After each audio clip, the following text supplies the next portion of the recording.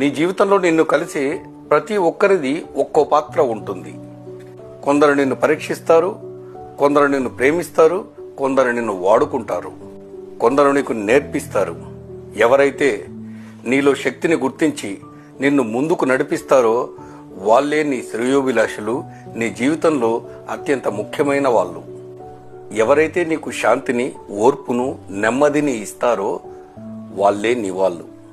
అవసరం కోసం మనిషిని కలవడం సహజం, కానీ అవసరం తీరాక కూడా మనిషిని మర్చిపోకుండా, మనం మారిపోకుండా ఉండటమే ప్రేమ.